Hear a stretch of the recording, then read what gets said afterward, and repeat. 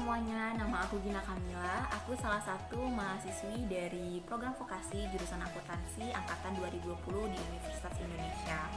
Jadi yang pertama adalah kelemahan aku.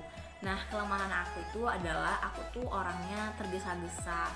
Jadi karena sikapku yang tergesa-gesa ini, kadang aku menjadi kurang teliti dan melupakan suatu hal yang penting seperti itu. Terus kelemahan yang kedua aku itu adalah aku tuh kurang dapat memahami suatu hal secara cepat. Kayak misalnya kayak pelajaran. Nah, biasanya itu sebelum pelajaran dimulai atau sehari sebelum pelajaran dimulai, aku udah mempelajari materinya duluan. Kayak baca-baca PPT, baca-baca makalah atau di buku seperti itu. Jadi ketika pelajaran dimulai, aku udah lumayan mengerti seperti itu. Dan ketika kelas selesai, aku bakal mengulangnya lagi dan supaya benar-benar kecantol gitu pelajarannya di dalam otak aku, dalam pikiran seperti itu.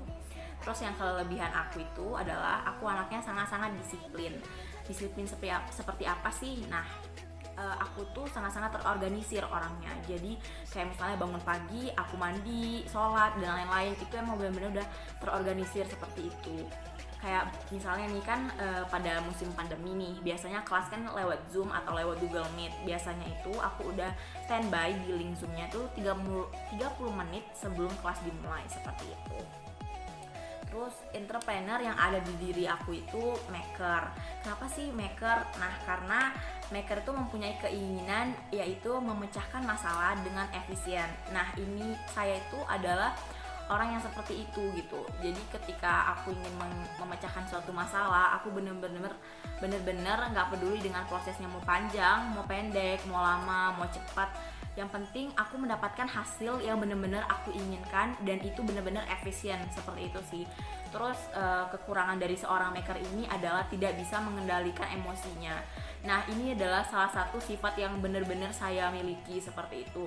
Terkadang saya tidak bisa mengendalikan emosi saya dan saya menjadi lebih agresif dan mendominasi seperti itu. Terus fokus terbesar dari maker adalah prosesnya. Nah, bener banget, aku tuh sangat-sangat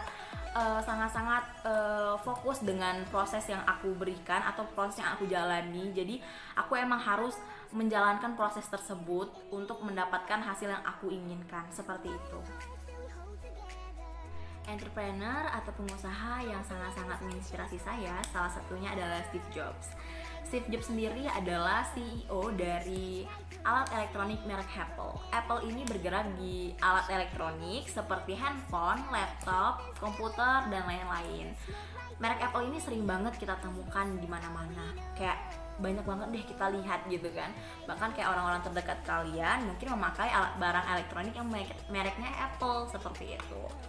Nah, dari sosial media yang saya punya, saya banyak banget mencari-cari biografi beliau. Dari biografi beliau ini banyak banget yang bisa saya pelajari dan banyak banget yang memotivasi saya sih sepertinya.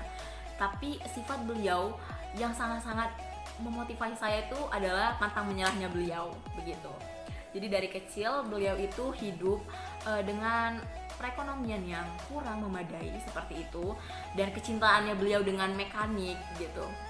Beliau itu pantang menyerah. Bahkan dulu waktu umur 10 tahun, beliau itu berteman dengan insinyur yang berada pada lingkungan beliau, seperti itu. Tetapi beliau dijuluki pendiam di kelasnya karena tidak mempunyai teman, seperti itu. Dan bahkan ketika beliau mendirikan perusahaan ini, beliau itu sering banget menjalani jatuh bangun seperti itu. Bukan hanya sekali, tapi lebih dari sekali.